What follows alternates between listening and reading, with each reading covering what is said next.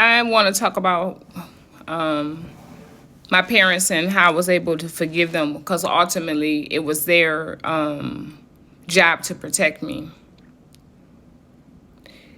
Well, once I learned my mom's story and I realized that it was way worse than mine, in my opinion, that was part of the reason. And then the drug use and just her getting older and understanding that she still was my mom and I had to take care of her.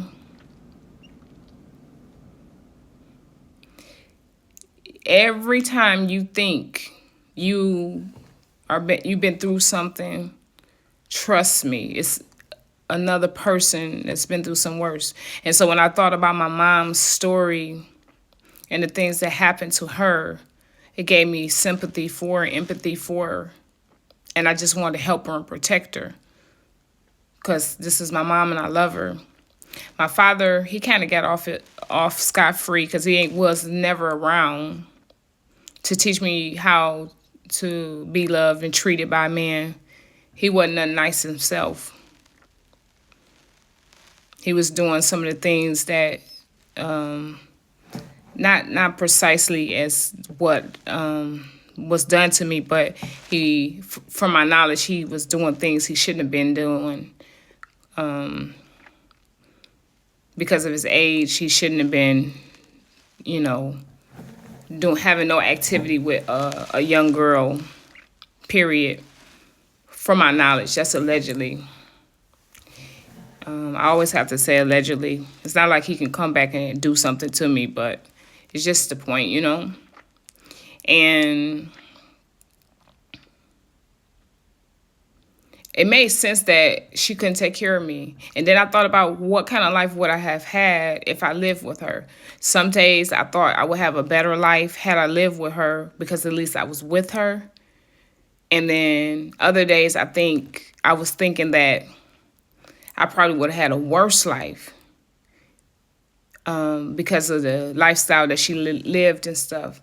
But one thing I know about my mother, even in her state, she wouldn't let nobody harm me. Not while she was present. She would have been unalived to protect me. But the problem was she wasn't present. As I was starting my journey and stuff, she wasn't even aware that these things had happened to me. So she apologized and said that she didn't know those things was happening to me. She thought that she was doing the best thing for me by sending me away to somebody that could take care of me. So she thought. She thought that was the best decision because she wasn't able to do it. So she thought that, that was her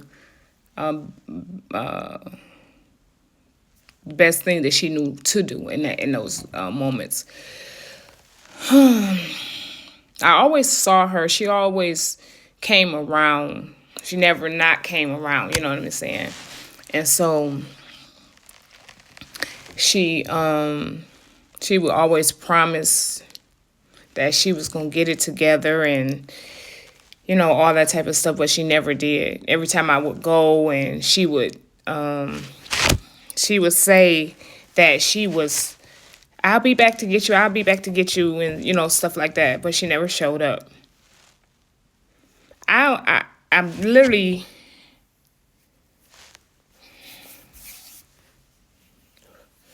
fighting back tears, and I don't know why, because this is old. So, but anywho, look at me turning red, my nose red. But I had to forgive her. Not only did I have to forgive her, I had to take care of her, and I am to this day. I told you I felt like I couldn't even imagine where I would be had I lived or went through what she went through. And so this become a generational curse, and it go from family to family, child to child for generations.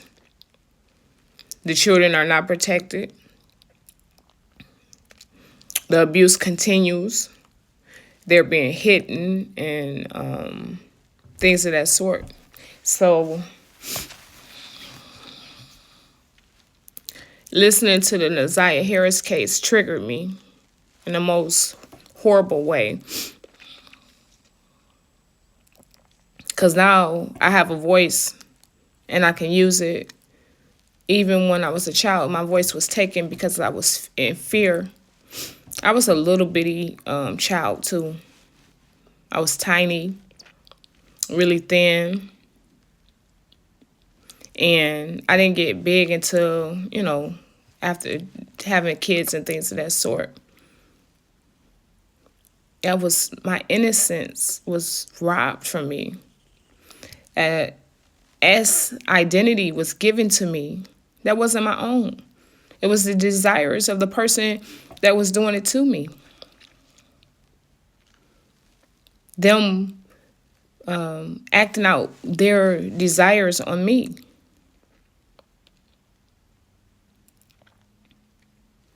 I didn't get a chance to learn my own body and explore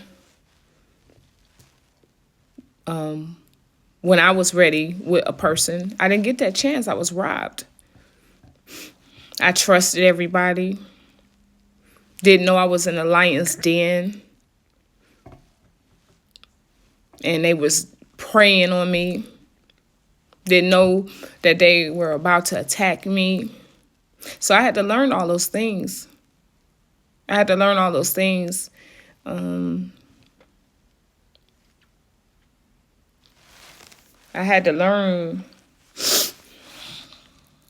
what it looks like. What's the patterns and behaviors of a person that does that. I had to learn what the atmosphere was saying, what the darkness was saying. Evil resides in the darkness. Do not steal my line. That's from my book. Copyright, don't steal it. It resides in the darkness because in the darkness, it speaks.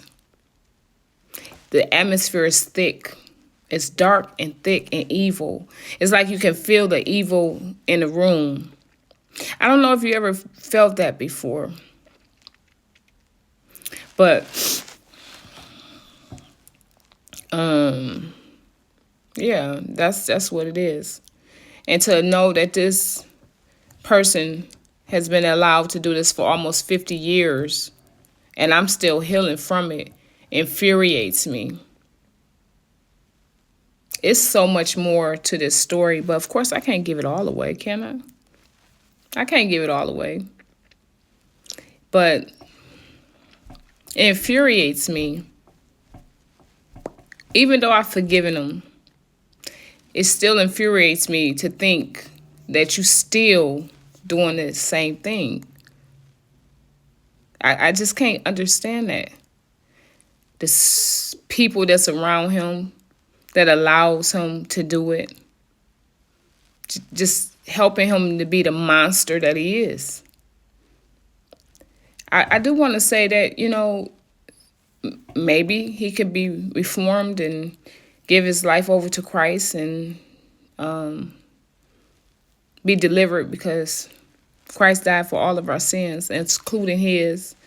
So I don't want to, I'm not about unforgiveness, but I am about justice. I had to forgive because if I didn't, it would continue to eat me up. I didn't have a good quality of life because I was so traumatized from these SAs, R's, and M's. If you see something, say something. Investigate, search, speak up. Just speak up. It's really simple. And everybody, please tell your story in whichever way that you think that you need to tell it.